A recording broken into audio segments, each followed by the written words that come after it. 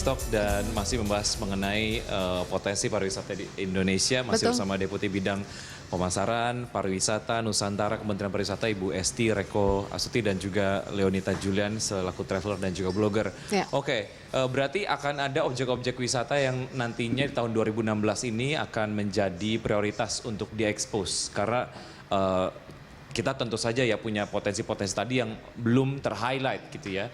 Itu di mana aja Bu? Jadi kalau kami di kementerian antara destinasi yang diekspos untuk di dalam pembangunannya yang itu ada yang namanya kita sebut kawasan strategi pariwisata nasional. Nah, sejak 2015 kita sudah prioritas di 25, dari 25 itu kita prioritaskan ada 10 gitu ya. Mulai dari Danau Toba, kemudian juga Kepulauan Seribu, kemudian Tanjung Kelayang, Tanjung Lesung, sampai Borobudur, Bromo, Tengger Semeru, kemudian ada Wakatobi, Mandalika, sampai ke ini Pulau Morotai dan Labuan Bajo juga masuk. Jadi ada sekitar 10 itu Tapi yang ada prioritas. dalam proses itu, proses promosi ataupun juga itu apapun itu kendalanya apa ya, ya itu pengembangan destinasinya. Nah, kalau kita promosi untuk yang mancanegara kita juga prioritas. Jadi mulai dari pasarnya mancanegara itu daerah-daerah negara mana-mana saja itu kita juga selalu melakukan prioritas. Jadi misalnya kita targetnya di ASEAN itu negara mana, Singapura, Malaysia misalnya. Kemudian untuk yang Asia misalnya China. Terus kemudian juga nanti untuk yang Timur Tengah, kemudian juga yang Amerika Eropanya itu ada prioritas negara-negara dan tentunya itu merupakan pasar ya. Tapi destinasi yang kita pasarkan untuk negara-negara itu juga berbeda-beda. Sesuai dengan karakter Kebutuhan pasar. mereka Jadi juga ya. tadi Mbak Leoni bilang, oh kalau budaya cocoknya misalnya ke Eropa, kalau yang adventure mungkin cocoknya ke Eropa dan mungkin Australia, Amerika. Kalau Asia mungkin ya salah satunya shopping misalnya ya, shopping, budaya dan sebagainya. Tapi kalau untuk wisata Nusantara berbeda lagi. Kita punya destinasi dan punya target pasar wisata Nusantaranya juga tentunya akan berbeda yang kita tawarkan untuk wisata Nusantara. Itu promosinya dipastikan tersampaikan ataukah sebenarnya selama ini juga ada kendala dalam proses penyerapan promosi kita ke negara-negara tersebut begitu Bu?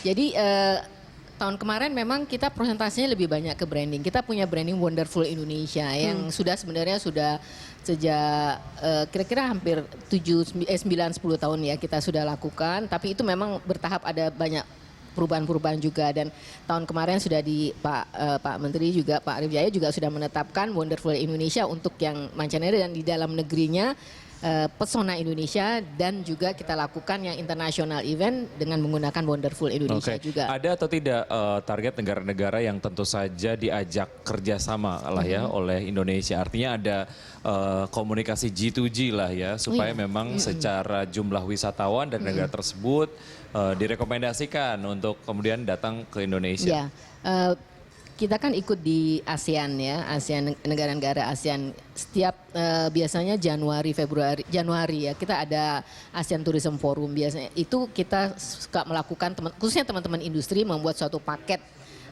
bersama pernah ada itu terus juga kayak Napatilas Buddhis gitu ya yang beberapa negara-negara di ASEAN juga seperti itu juga kita pernah lakukan dan juga terakhir tahun kemarin kita juga Pak Menteri sudah beberapa kali ke China untuk memboost kunjungan wisatawan China ke Indonesia dan sebaliknya. Jadi beberapa kerjasama juga kita lakukan. Oke, Mbak Leoni, ini saya ingin mendapatkan satu bukan janji lah ya, janji nggak apa-apa, tapi asal direalisasikan.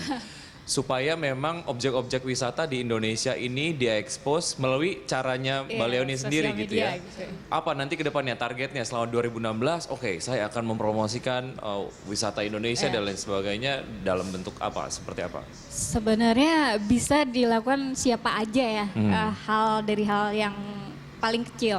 Misalnya kita upload foto di Instagram. Karena kalau wisata itu kayaknya foto bisa mengatakan segalanya gitu. Kalau foto bagus di Instagram, alangkah bagusnya kalau dikasih info juga. Itu di ada mana captionnya di bawahnya. ya kelebihannya ya lebih ke caption. Soalnya sayang banget gitu banyak yang saya lihat teman-teman yang udah bagus banget Instagramnya dan foto-fotonya udah keren gitu ya. tapi nggak dikasih caption itu di mana gitu. Jadi karena kayaknya kalau di sosial media kan yang paling mudah viral ya. Ya. Orang luar paling banyak ngeliat Instagram. Nah itu kalau di Instagram saya sebenarnya pakai bahasa Inggris karena memang supaya teman yang di luar negeri tahu. Gitu. Oke. Nah, itu sayang banget nggak dikasih info itu di mana karena mereka pasti bertanya itu bagus banget tapi nggak Betul. tahu itu di mana. Iya, Oke. itu juga tentu saja agak menyentil ke saya juga gitu ya. Kalau saya datang ke objek wisata, saya punya Instagram. saya Fotonya juga dirinya mulu gitu ya.